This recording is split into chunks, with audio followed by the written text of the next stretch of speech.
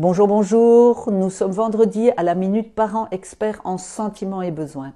Vous est-il déjà arrivé de vous demander pourquoi votre enfant vous ressemblait tellement, pas seulement physiquement, mais dans vos attitudes, dans vos comportements, dans votre façon de vous tenir, dans les intonations des mots qu'il emploie, dans vos croyances même, dans vos croyances négatives, dans ce que vous ne voudriez même pas qu'il vous copie, votre manque de confiance en vous, votre manque d'estime de vous, et pourtant, lui, il l'a. Et vous avez déjà tout essayé pour le réconforter, lui dire, mais non, tu peux avoir confiance en toi. Mais non, chaque fois, il vous resserre que il ne vaut pas ça, il n'est pas la bonne personne pour faire telle ou telle chose.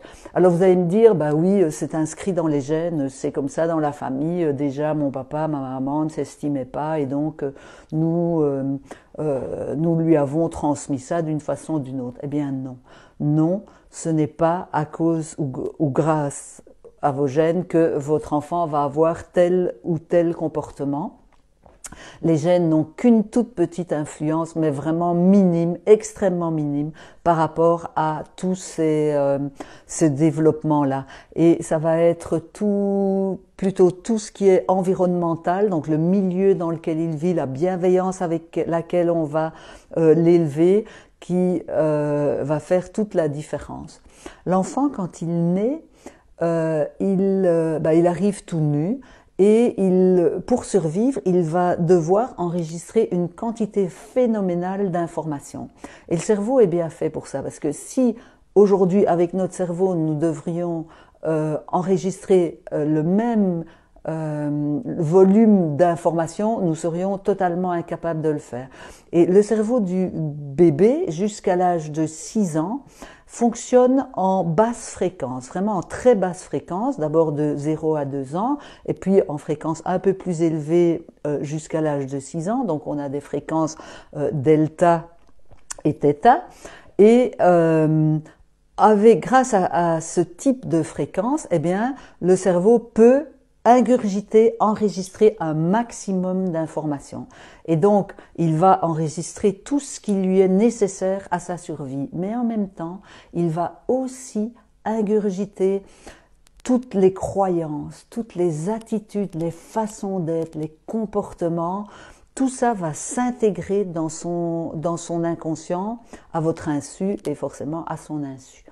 Et donc c'est une réelle programmation qui va se passer, vraiment une programmation, et qui sera extrêmement difficile de changer plus tard.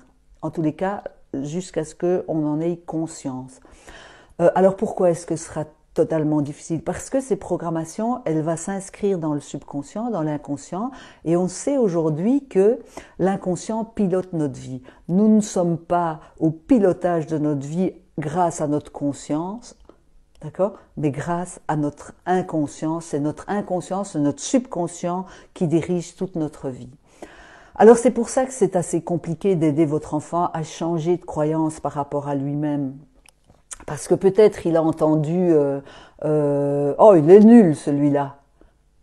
Et vous disiez ça à propos, je ne sais pas moi, du camionneur qui ne parvient pas à prendre le rond-point, ou du boucher qui a mal coupé ses tranches enfin n'importe, ou du boulanger, ça m'est égal. En tous les cas, ça ne lui était pas adressé. Sauf que quand il était petit, qu'il était assis là et qu'il jouait avec ses voitures et ses Legos, ben, vous n'aviez pas l'impression qu'il vous entendait, mais il était comme une éponge. D'ailleurs, les parents disent souvent, c'est une vraie éponge, mon gamin.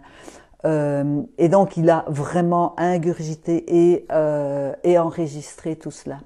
Alors, comment en sortir? Eh bien, aujourd'hui, d'abord, c'est la prise de conscience, mais ce n'est pas tout. Il va falloir aller plus loin, et la répétition va aider, le travail en hypnose va aider, parce que c'est quand on est dans ces ondes de basse fréquence qu'on peut travailler en hypnose, et que c'est à ce moment-là que le cerveau est plus suggestible.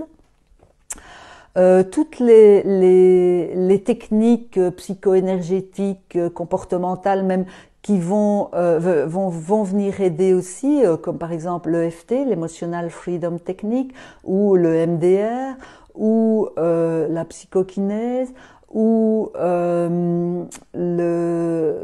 enfin, il y en a plein d'autres, hein, la méthode Sedona, enfin bon voilà, vous pouvez, si vous avez besoin, vous demander quelles sont les autres techniques possibles, mais il y en a plein pour reprogrammer cet inconscient.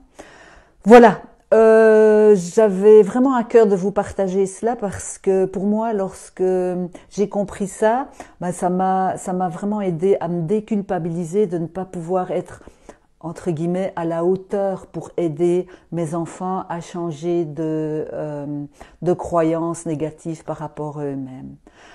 Si vous avez aimé, bien montrez-le en likant et en le partageant à d'autres. Sur ce, je vous souhaite une magnifique semaine et vous donne rendez-vous la semaine prochaine. À bientôt!